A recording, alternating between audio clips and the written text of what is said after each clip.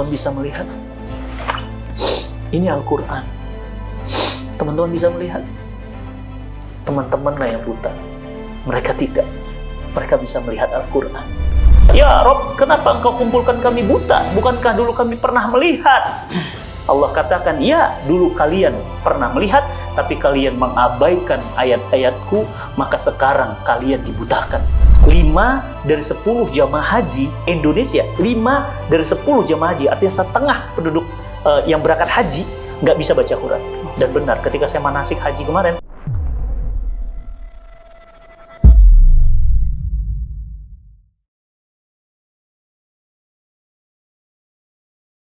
ada Kang Dani dan Kang Fahmi. Assalamualaikum warahmatullahi wabarakatuh. Waalaikumsalam warahmatullahi wabarakatuh. Dan Masya Allah, spesial juga kita kedatangan Adinda Aulia. Masya Allah, beliau ini hafidhah yang sebentar lagi menyelesaikan juz ke-29. Berarti sebentar lagi 30 juz selesai. Masya Allah. Assalamualaikum Aulia. Waalaikumsalam. Waalaikumsalam. Beliau Masya Allah ya, santri di Sam'an, ya, cinta Quran. Beliau sebentar lagi menyelesaikan hafalan Qurannya. Kita ngobrol dulu ya dengan Kang Dani. Kang Dani, saya dapat kabar dan saya melihat langsung ya di lapangan, ternyata di balik geliat ya mencetak para penghafal Quran tunanetra, pesantren tunanetra, ternyata di belakangnya ada orang di belakang layar, Kang Dani rupanya. Kok mau-maunya Kang? Ini saya ingin tahu, antum punya motif apa nih? Ada bisnis di balik tunanetra? Iya, ini bisnis besar dengan Allah. Iya, bisnis besar apa nih? Kok mau-maunya ngurusin orang tunanetra? Awalnya sih saya merasa mungkin membantu ya, kesannya membantu mereka. Tapi seiring waktu saya menyadari, saya coba merenungi gitu ya. Artinya bukan saya yang membantu, tapi mereka lah banyak yang membantu saya pribadi. Banyak hal yang pelajaran hidup yang saya lihat langsung, saya rasakan, saya dengar dari pengalaman mereka yang memang sangat berpengaruh terhadap saya. Sehingga sampai akhirnya saya enjoy aja menikmati perjalanan berinteraksi dengan mereka, dengan tunanetra. Berapa tahun? Berapa tahun ya? Mungkin dari 93 lah. Allahu Akbar. 93. Saya masih SMP. Bener Kang? Iya. 93, bener. Saya Jadi ketahuan. ketahuan umurnya udah tua ya. Saya masih muda. Tapi ya, 93. Jadi Masya memang Allah. sampai dari situ ya apa ya susah. Jadi memang sudah apa ya? Sudah memang dia doang hati Ustaz ya. Dalam perjalanan hidup saya kalau dihitung memang hampir sebagian besar iya. Setengah hidupnya lebih untuk tunanetra. Ini ada Kang Fahmi juga nih. Ini menarik nih. Ada ilmu ya yang jarang dipelajari dan juga saya bingung kok mau-maunya gitu ya mempelajari ilmu ini. Ilmu OMSK sekarang. Apa itu? Jadi OMSK itu Bahkan itu jadi kurikulum untuk tunanetra hari ini. Betul.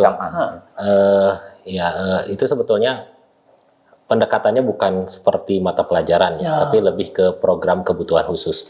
Dan itu Proksus itu hanya dimiliki oleh siswa-siswi atau peserta didik yang dengan kebutuhan khusus. Salah satunya tunanetra.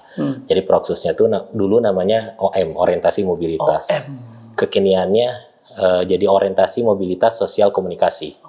Kalau ditanya apa itu, pokoknya Ustadz dari bangun tidur, Tunanetra bangun tidur sampai tidur lagi, keseluruhan aktivitas hidupnya tuh masuk pada materi OMSK. Jadi saya mengajar itu memang dari pokoknya aktivitas. Saya biasanya membaginya ke 3 tempat di rumah tuh, ruang tidur, kamar tidur, kamar mandi atau toilet, dan ruang makan. Di situ dibagi aktivitas itu masuk pada sosial komunikasinya tuh di SK itu, atau istilah lainnya ADL, Activity Daily Living gitu. Atau singkatnya juga bisa contoh materi yang lainnya. Kalau Ustaz suka lihat tunanetra menggunakan tongkat, ya. Nah itu salah satu pengajaran yang dilakukan pada Proksus OMSK. Nah pertanyaan saya sama, apa yang membuat tertarik ke dunia ini tunanetra ya? Tidak ada bisnis di sana, bahkan mungkin boncos ya, banyak keluar duit untuk belajar, menemani, berkorban gitu ya. Apa dorongan utama antum mau-maunya dalamin ilmu ini dan bahkan kemudian mengawal kurikulum ini di pesantren Tahfiz Sam'an? Iya, sebetulnya sama kayak Ustaz Dani ya. Jadi awalnya memang panggilan, tentunya panggilan. Karena kalau terpaksa berat tentunya, sangat berat gitu. Dan alhamdulillah memang saya punya latar belakang orang tua yang juga dari dunia yang sama, gitu. Jadi ibu pun jadi guru SLB dulu untuk tunanetra, gitu. Dan memang tadinya saya tidak punya keinginan untuk ada di dunia ini, gitu. Karena saya pikir dulu waktu masih muda, gitu ya. Sekarang juga masih muda sih. Dulu waktu masih maksudnya belum. Dulu pernah muda. Ya. Jadi kepikirannya memang saya nggak mau kayak ibu gitu. Ibu yang mungkin tidak diamanahi banyak dari sisi materi lah, gitu ya, dari sisi keduniaan lah begitu. Saya dulunya bermimpi, saya kan karena saya awalnya dari SMK tuh dari perhotelan. Keluar tuh saya inginnya udah aja masuk kepala pesiar gitu. Iya, pulang ya, kalau gitu ya. sudah bilang pasti gitu ya. Kayak raya begitu ya. Tapi memang kami isi horoh tuh setahun gitu. Hasilnya tuh memang dirubah dalam satu malam. Ibu saya bicara saat itu kamu yakin nggak bahwa rezeki kamu tuh di situ? Gimana kalau rezeki kamu itu sama kayak ibu di dunia ini, di dunia pendidikan? Mungkin ibu pun bicara seperti itu, melihat potensi di saya, potensi dia saya. tahu anaknya. Betul. Jadi kita mengerjakan sesuatu yang kita punya strong why-nya, alasan kenapa. Dan ini yang jarang dimiliki oleh anak muda hari ini. Betul. Teman-teman tahu ya, 10 juta anak muda milenial saat ini menganggur, dan rata-rata mereka memilih pekerjaan lebih baik nganggur daripada kemudian bekerja tapi gajinya kecil ya. Jadi orientasinya adalah dunia. Nah, sekarang kita juga ngobrolnya sama Aulia ya. Aulia kelahiran tahun berapa? 2003 Ustaz. Allah Akbar. 2003 itu saya sudah mau menikah ya. Berarti seumur anak saya. Berarti siapa yang tua ya? Masya Allah. Aulia, sekarang sudah punya berapa juz hafalan Quran di Sam'an, pesantren tahfiz tunanetra? Alhamdulillah yang baru disetorkan itu 28. 28 juz. Iya. Sedikit lagi beres 30 juznya. Ada satu dorongan kenapa ingin menghafal Quran? Yang pertama, Aulia sering dengerin ceramah Al-Quran itu, penghafal Al-Quran itu suatu saat nanti kan diakui sama Allah itu sebagai ahlullah. Iya, keluarganya Allah. Keluarganya Allah.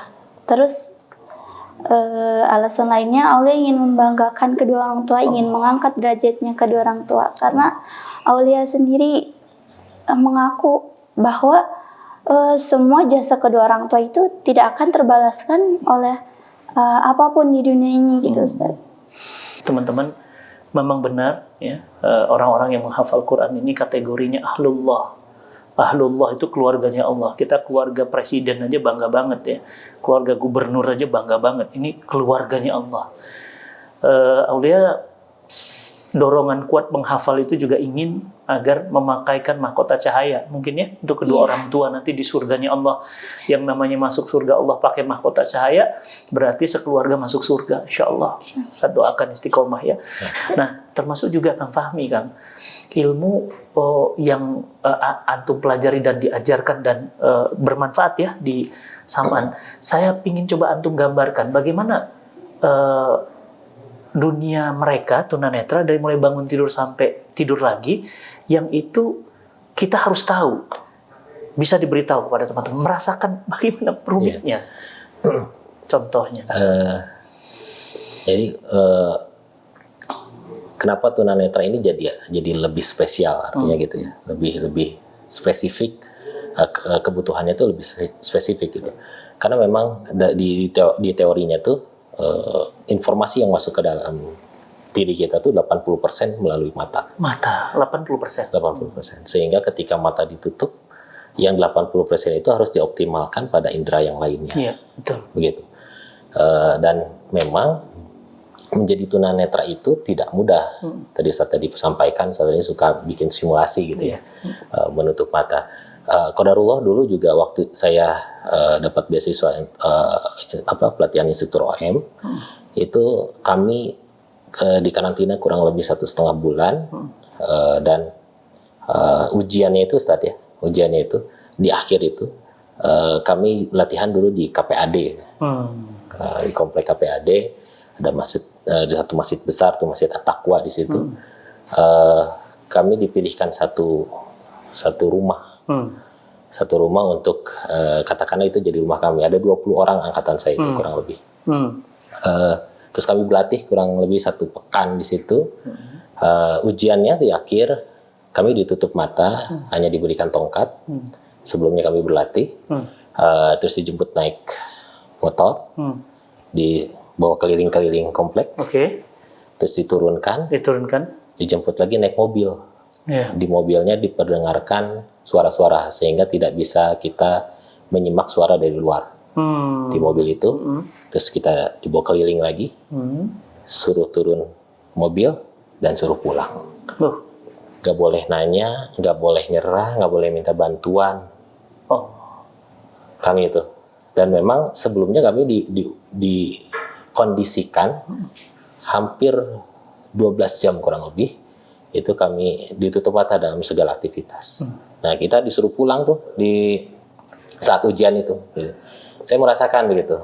Merasakan betul bagaimana menjadi tunanetra. Dan untuk bisa pulang itu kita harus jawab 3 pertanyaan. Kaidahnya gitu ya. Pertanyaan pertama, di mana saya? Mau kemana saya? Dan bagaimana cara saya ke sana? Itu luar biasa. Saya Itu pertanyaan tentang hidup loh. Betul. Kaidah itu ternyata selaras dengan kehidupan kita. Iya. Kalau kita mau pulang kembali ke kampung akhirat gitu ya, ke surga kita, ke rumah kakek kita gitu, kita harus tahu dulu nih, kita tuh di mana tujuannya. Kita di mana dulu nih, kita tuh di dunia gitu kan. Terus bagaimana cara saya ke sana? Ya, ada kaidah-kaidah syariat gitu. Dan bagaimana cara saya ke sana gitu. Dan makanya itu yang memperkuat saya akhirnya OM ini luar biasa. Makanya selama saya alhamdulillah selama saya di amanahi jadi instruktur OM ini, jadi guru OM, itu saya senantiasa menyisipkan antara ilmu OM itu dengan kesunahan. Jadi bagaimana di perjalanan itu sunnah-sunnah itu diterapkan Tetap pada zikirnya. betul. Ya. Ketika melewati tanjakan, ketika bertakbir, turunan bertasbih, begitu itu disampaikan kepada santri-santri, sehingga ilmunya dapat, ikhtiar untuk selamat di dunianya dapat, tetapi juga ikhtiar untuk selamat juga sampai akhirat. Juga dapat diajarkan. Juga gitu. Betul. Menarik, Betul. menarik Kang. Ini kurikulum ini yang insya Allah juga akan menemani siswi para santriwati di pesantren tahfiz tunanetra putri, teman-teman semuanya ya. Insya Allah mohon doanya, kita sedang akan membangun pesantren tahfiz tunanetra putri pertama di Indonesia. Jadi ternyata penghafal Quran pertama putri itu belum ada di Indonesia. Betul. Sampai sebegitu jauhnya kita abai. Padahal Quran mention tunanetra. Bayangkan mention tunanetra berarti Quran ambil peduli. Ya kan? Kalau Quran itu Allah, wahyunya Allah peduli, lah kita ini siapa kok nggak peduli? Terlaluan sih menurut saya ya. Jadi ini pesan penting yang luar biasa, dalam sekali bagi saya. Untuk Ananda Aulia, Ustadz pingin banget ngedengerin Ananda Aulia menyetorkan hafalan. Mungkin Ustadz minta yang biasa saja. Mungkin Ar-Rahman ya 1-10 begitu, berkenan ya? Bismillah. Kita pingin simak ya bagaimana kita di luar sana banyak yang tidak bisa baca Quran. Ustaz, 72% umat Islam Indonesia tidak bisa baca Quran.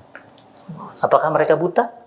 Tidak, mereka punya mata, tapi mereka yang buta sebenarnya 72%. Bayangkan. Data dari mana Ustadz? Jangan sembarangan ngomong lu gitu ya. Itu data Dewan Masjid Republik Indonesia tahun 2021. 72%, bayangkan. 5 dari 10 jamaah haji Indonesia, 5 dari 10 jamaah haji, artinya setengah penduduk yang berangkat haji nggak bisa baca Quran. Dan benar, ketika saya manasik haji kemarin, kanan kiri saya nggak bisa baca Quran. Allah tunjukkan langsung. Begitu ada teks, saya dengerin kanan. Astagfirullah, nggak bisa baca. Nggak bisa baca. ngikutin, bingung. Sebelah kanan, Allahu Akbar. Saya bilang, wah PR, saya berat nih di sana harus ngajarin abatasa. Nah, sekarang kita tunjukkan siapa yang sebenarnya buta. Tafadhol Ananda. A'udzu billahi minasy syaithanir rajim. Bismillahirrahmanirrahim. Ar-Rahman 'allamal Qur'an, khalaqal insan,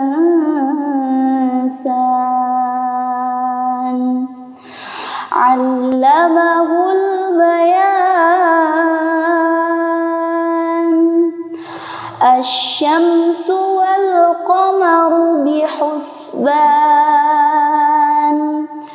wan najmu wasy-syajaru yasjudan, was-samaa'a rafa'aha wa wada'al mizan, alla tatghaw fil mizan, wa aqimul wazna bil qisti wa la tukhsirul mizan, wal arda wada'aha lil anam, fiha fakihatu wan nakhlu dhatul akmam, wal habbu dhul 'ashfi war rayhan,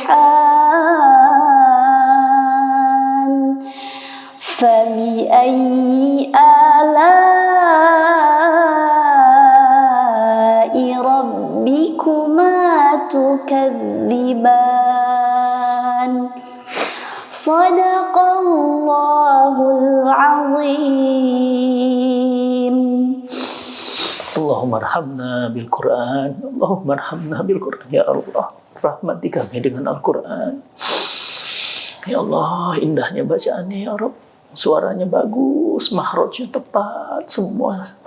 Masya Allah, luar biasa. Dalam keadaan Tuhan yang tahukah teman-teman?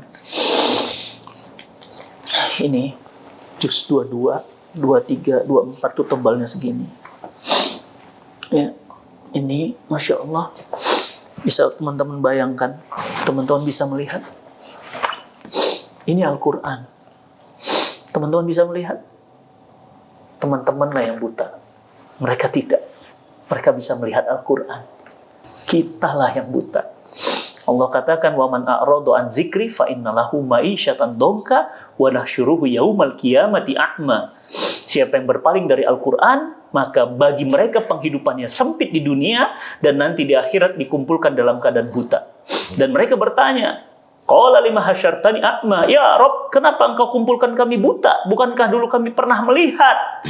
Allah katakan, ya dulu kalian pernah melihat, tapi kalian mengabaikan ayat-ayatku, maka sekarang kalian dibutakan. Teman-teman, kalau boleh pilih buta, mendingan di dunia. Karena di sini hanya sementara. Tapi buta di sana selama-lamanya. Selama-lamanya. Ananda Aulia, bacaannya nikmat banget, Masya Allah. Mudah-mudahan Allah jaga Ananda Aulia. Ingat-ingat ya, kalau nanti ada di surga, ingat-ingat kami-kami ya. Yang Masya Allah, Rabbi.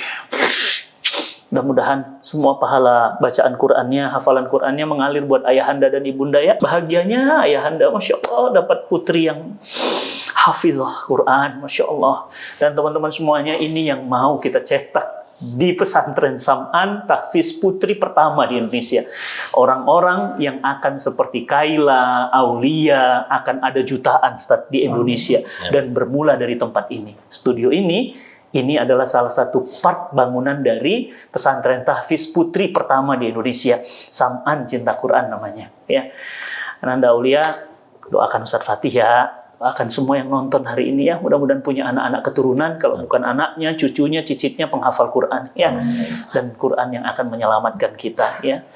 Dan Nabi katakan iqra'ul Quran, bacalah Quran, fa innahu ya'ti yaumal qiyamah syafi'an li ashabi, bacalah Quran karena Quran itu yang akan jadi penolongmu nanti di hari kiamat. Bayangkan, bapak nggak bisa nolong, pangkat nggak bisa nolong, harta nggak bisa nolong, siapa yang nolong kita? Quran. Dan fatalnya mereka nggak bisa baca Quran. Siapa yang menolong mereka? Maka teman-teman semuanya, ini kekuatan dorongan. Kenapa kami mau membangun pesantren tahfiz tunanetra putri pertama di Indonesia? Itu karena kita ingin menolong. Bukan hanya yang tunanetra, tapi justru seluruh umat baginda Nabi SAW. Kang Dani, Kang Fahmi, Ananda Aulia, makasih banget sudah hadir. Masing-masing punya kontribusi. Masing-masing memiliki energi. Saya cuma bantu ngevlog kayak gini. Ananda Aulia bantu doain. Kang Fahmi bantu buat kurikulum buat tunanetra. Ya kan? Sementara beliau membantu, mendampingi, jadi behind the scene pesantren Sam'an Cinta Quran. Mudah-mudahan semua amal-amal ibadah kita diterima Allah, dan mudah-mudahan Allah ridho ya dengan kita ya. Dan saya ingin minta sepatah dua kata dari antum tentang mimpi besar yang antum ingin wujudkan sebelum wafat. Ya. Kita pasti wafat. Ya. Kalau saya sih mungkin Ustaz, daripada kita mengutuk kegelapan, mari kita nyalakan cahaya dan cahaya Al-Quran. Jadi daripada kita ngutuk-ngutuk salah sana salah sini, udahlah yuk kita bangun cahaya yuk. Dan cahaya terbaik adalah cahaya Quran. Terima kasih. Insyaallah. Kang Fahmi ada pesan yang ingin disampaikan ke teman-teman. Iya, berkenaan dengan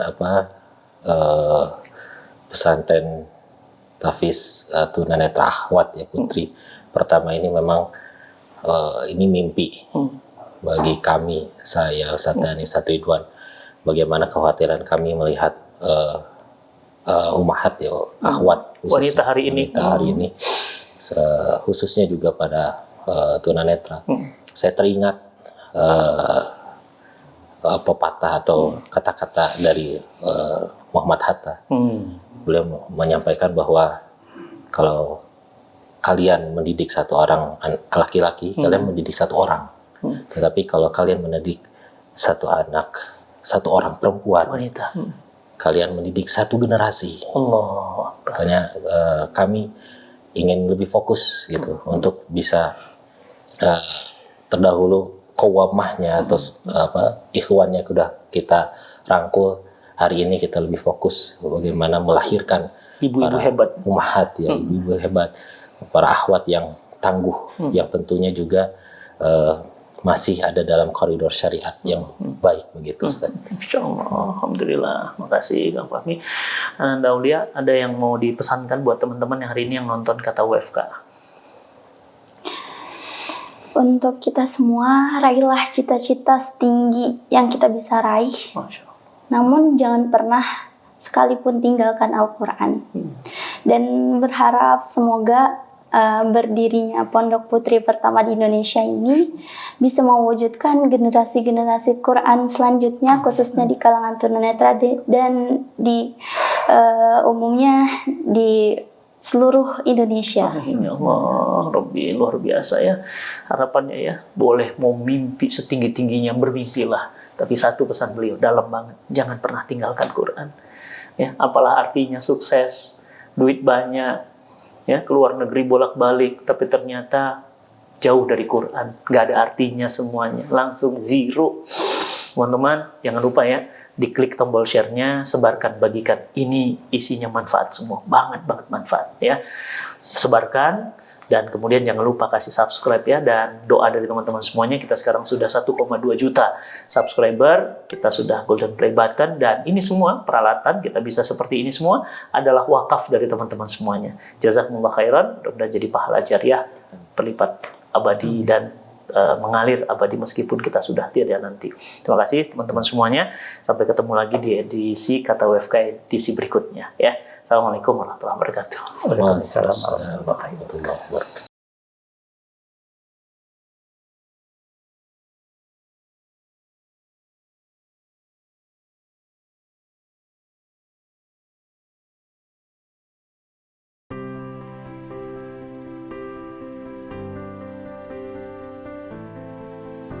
Yang tadi yang bisa melihat, tiba-tiba Allah takdirkan gelap gulita gitu.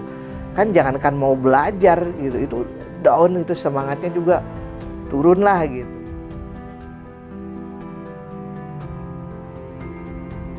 Bagaimana kita akan mengenal Allah kalau kita tidak dekat dengan Quran, tidak mengenal wahyu Allah yaitu Al-Quran. Mari kita sama-sama manfaatkan peluang-peluang kebaikan yang ada di hadapan kita, apapun itu bentuknya. Jadi kalaupun kita melakukan kebaikan, maka insya Allah kebaikannya untuk kita. Lakukan kebaikan itu dengan ikhlas, insya Allah itu semua kita akan menuju pulang ke hadapan Allah, pulang dengan bahagia.